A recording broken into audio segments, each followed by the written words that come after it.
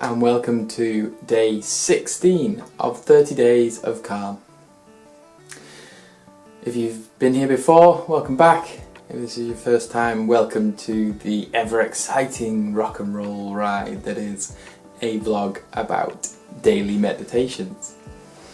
So it's day 16 for me and I feel fantastic, and I no longer just want to do this for 30 days as a let's see how this goes. I really want to integrate this practice into the rest of my life, because if it allows me to do anything, it allows me to just kind of unwind and stop. How often do we let ourselves just completely stop? I'll see you on the other side. Follow the natural ebb and flow of the breath.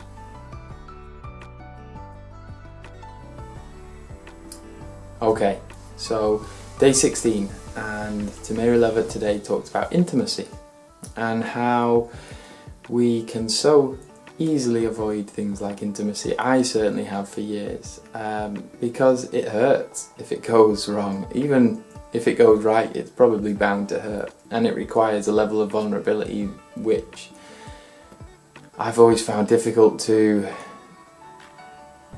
let go of.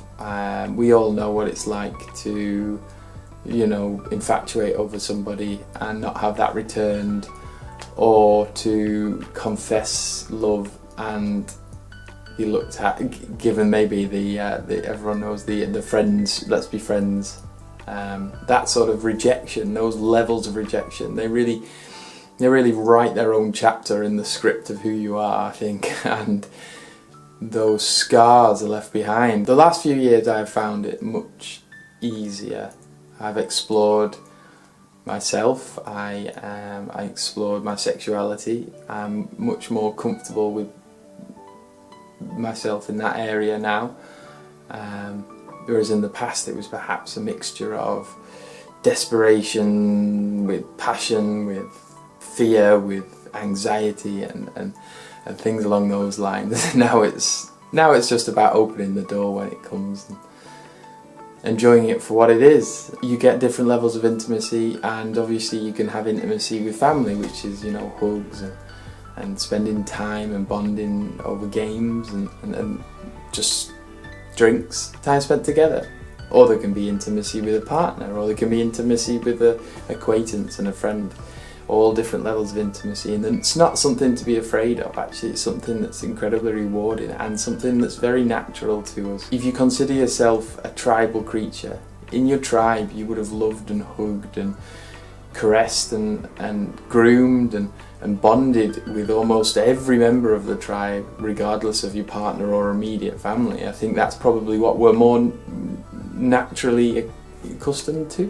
If I remember, I will link this TED video in the description below, about what a hug can do for release of endorphins, and how much that can make an impact. I think speaks to how much we adore intimacy and we crave intimacy. And I think times in the past, particularly in the West, where intimacy was really looked down on. I mean, a parent wouldn't hug a child and anything like that, because it was, you can see that what drove it was that the harsher I am, the stronger they will become. There is a point where we can't let someone drain us completely, but there is that balance where there's also the deep fear of intimacy. Intimacy is something to be sought out, and it's a place, one more place we can stick our ego on the chopping block and be like, I'm going to do it, I'm going to give this person a hug, let myself be vulnerable, let myself experience intimacy.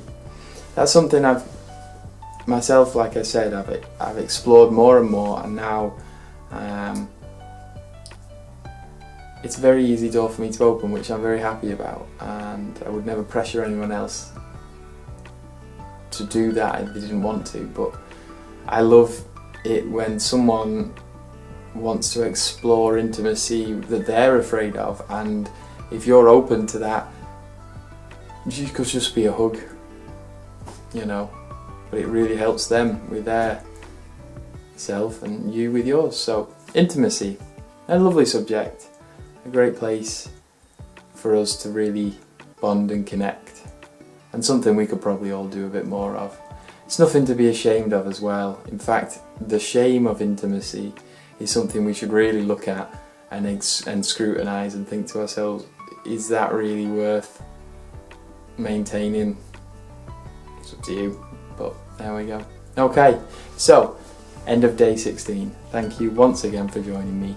Like and subscribe and all those things. There's going to be something that tells you to do that soon. Thanks for joining me. I'll see you tomorrow.